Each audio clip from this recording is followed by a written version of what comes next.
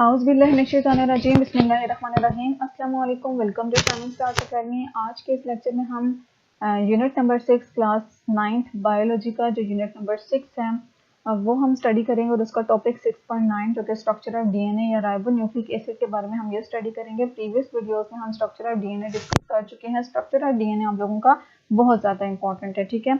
और जितने भी हमारे पास न्यूक्लिक एसिड्स होते हैं ये असल में असल में बहुत सारे न्यूक्लियोटाइड से मिलकर बनते हैं, ठीक है।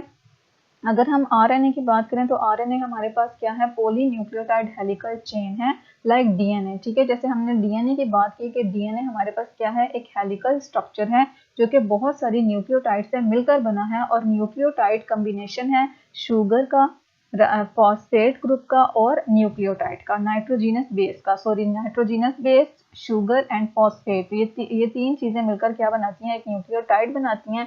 और जब न्यूक्लियोटाइड्स आपस में कंबाइन करती हैं तो वो क्या बनाती हैं, स्ट्रैंड्स बनाते हैं डीएनए न्यूक्लिक एसिड्स के। और अगर वो डबल स्ट्रैंडेड है तो इट मीन्स कि वो डीएनए है, और अगर वो सिंगल स्ट्रैंडेड है तो इट मीन्स वो क्या है, आरएनए है, ठीक है।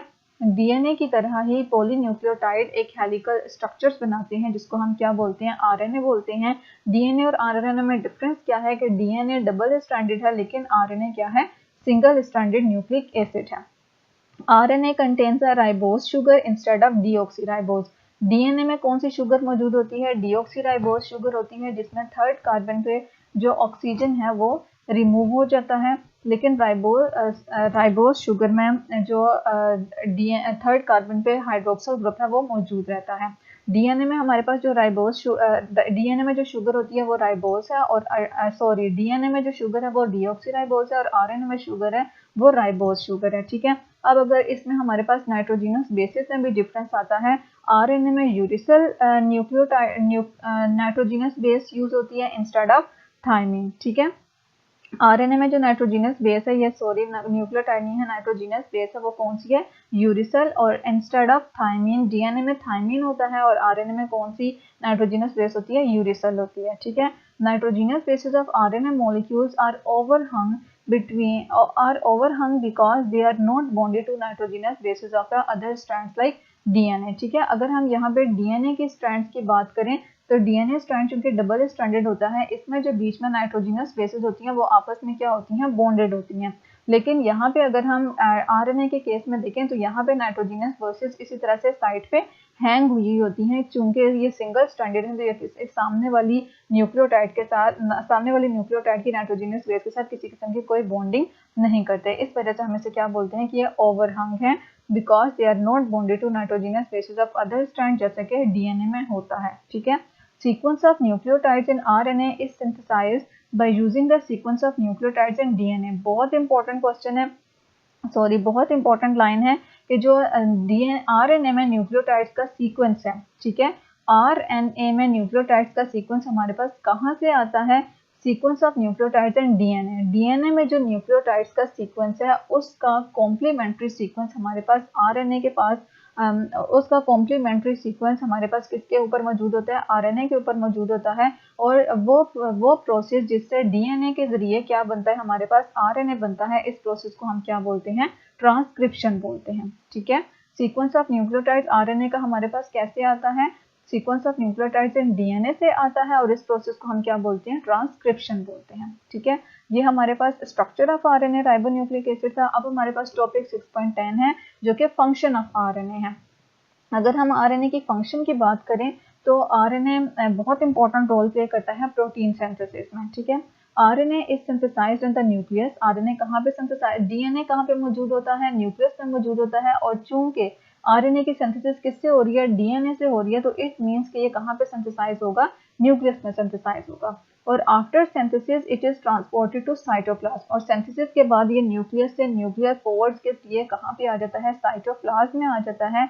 और ये इंटरमीडिएट मॉलिक्यूल है फॉर कंट्रोलिंग हेरिडिटी इंफॉर्मेशन को कंट्रोल करने के लिए ये एक इंटरमीडिएट मॉलिक्यूल है, मीन्स कि इसके भी इन्वॉल्वमेंट है हेरिडिटी इंफॉर्मेशन की ट्रांसमिशन में।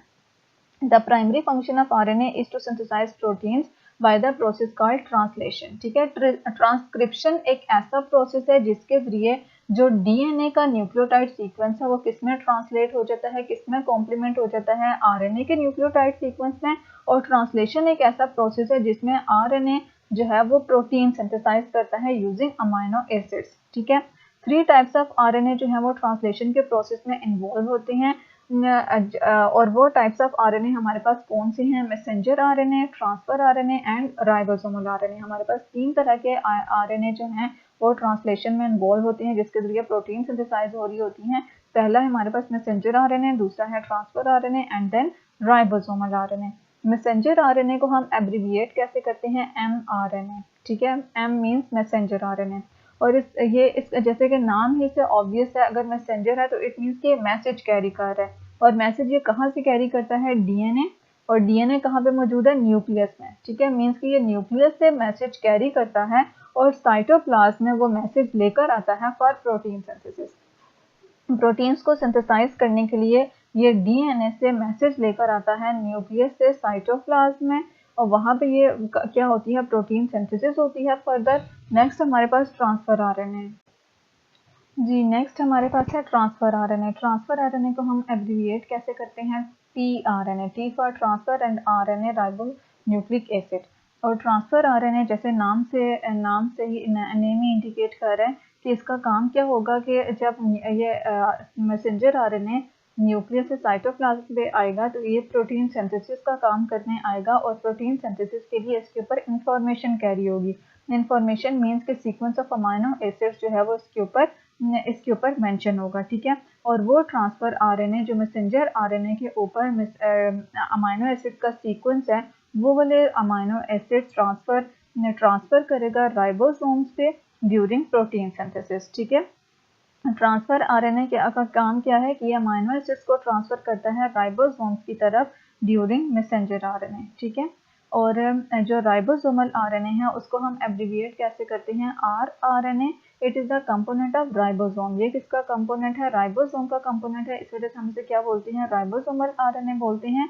It combines with ribosomal protein to form units of ribosomes. ठीक है, राइबोसोमल आरएनए राइबोसोमल प्रोटीन्स के साथ कंबाइन करती है। जैसे डीएनए हिस्टोन प्रोटीन्स के ऊपर कॉइल करता है, इसी तरह से जो राइबोसोमल आरएनए है वो राइबोसोमल प्रोटीन्स के साथ कंबाइन करती है to form units of ribosomes, जिससे क्या बनती हैं? राइबोसोम्स के यूनिट्स बनते हैं। एक उसका लार्जर यूनिट होता है और दूसरा स्मॉलर यूनिट होता है। और ये राइबोसोम्स किसके यूनिट है? किसकी फैक्ट्री है? प्रोटीन्स की। इसे हम प्रोटीन फैक्ट्री इसलिए बोलते हैं क्योंकि ये क्या करता है? प्रोटीन सिंथेसाइज करता है। जो यहाँ से मैसेंजर आरएनए है, मैसेंजर आरएनए के ऊपर राइबोसोम्स जो हैं वो राइबोसोमल के सब यूनिट्स इस तरह से अटैच होते हैं, और बहुत सारे राइबोसोम के सब यूनिट जब मैसेंजर आरएनए के ऊपर अटैच होते हैं तो उसको हम क्या बोलते हैं? पॉलीसोम बोलते हैं। और यहाँ पे मैसेंजर आरएनए के ऊपर इंफॉर्मेशन स्टोर होती है, जिसको इंफॉर्मेशन किसके बारे में होती है? अमाइनो एसिड्स के बारे में होती है। और ट्रांसफर आरएनए क्या करता है? अमाइनो एसिड लेकर आता है और वो यहाँ पे उस सीक्वेंस से अटैच हो जाते हैं। ठीक है, तो इस तरह से जो है वो प्रोटीन सिंथेसिस का काम होता है। तो this video was all about structure of ribosome and types of ribosomes, structure of ribonucleic acids and types of ribonucleic acids। उम्मीद करती हूँ वीडियो आप लोगों के लिए हेल्पफुल थी। अगर हेल्पफुल थी तो please like share and subscribe जरूर कीजिएगा। दुआ में याद रखिएगा। अल्लाह हाफिज़।